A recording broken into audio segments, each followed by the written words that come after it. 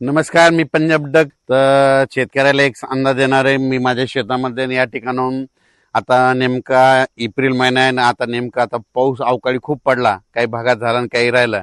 तर आता शेतकऱ्याचा प्रश्न की हे आता उष्णतेची लाट कधीपर्यंत राहणार आहे. तर राज्यातल्या सर्व शेतकऱ्याला सांगू इच्छितो की राज्यामध्ये आता उद्या 27 एप्रिल पासून राज्यात चांगली तीव्र उष्णतेची लाट येणार आहे. काही ठिकाणी 40°, 41°, 42, 43, 45, काही ठिकाणी 47 आणि एखाद्या जिल्ह्यात मात्र 48°पर्यंत राज्यात उन्हाचा पारा जाणार आहे. म्हणून हा अंदाज सर्व शेतकऱ्यांनी लक्षात घ्यायचा. म्हणून राज्यातले सर्व शेतकऱ्याला सांगू इच्छितो की तुम्ही काय करा, आपण आपल्या पाळीव प्राण्याची, लहान मुलाची, वयोवृद्धाची काळजी घ्या. त्यांना उन्हामध्ये फिरू देऊ नका. म्हणून हा अंदाज सर्व शेतकऱ्यांनी लक्षात घ्यायचा. म्हणजे राज्यात सांगायचं झालं तर सध्या तरी आता 10-15 दिवस पावसाचं वातावरण नसणार आहे. म्हणून राज्यातल्या सर्व शेतकऱ्यांनी अंदाज लक्षात घ्यायचा. तीव्र उष्णतेची लाट पूर्व विदर्भ, पश्चिम विदर्भ, दक्षिण महाराष्ट्र, उत्तर महाराष्ट्र, कोकणपट्टी, खानदेश या सगळीकडं चांगली उष्णतेची लाट राहणार आहे. म्हणून हा अंदाज लक्षात घ्यायचा. कोकणपट्टीमध्ये देखील 38, 39, 40°पर्यंत तापमान जाणार आहे. म्हणून कोकणपट्टीतल्या शेतकऱ्यांनी हा अंदाज लक्षात घ्यायचा. उत्तर महाराष्ट्रामध्ये काही ठिकाणी 44, 45°, 46पर्यंत जाणार आहे.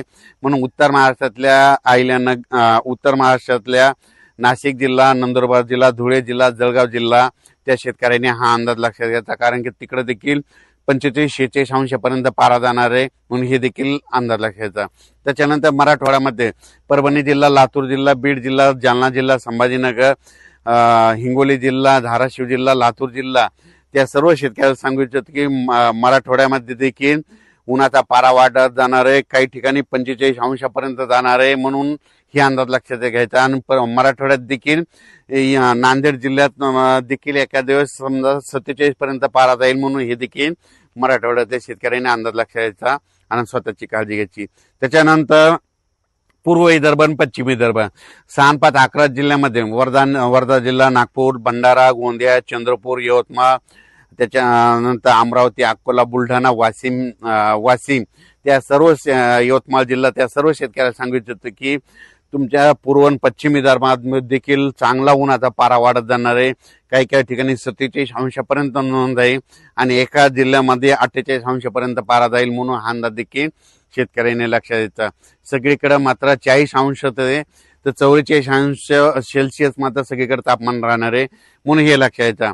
आता सर्व शेतकऱ्याला सांगू इच्छितो की आता उद्यापासून हवामान कोरडं राहणार आहे. मग आता परत पाऊस कधी येणार आहे.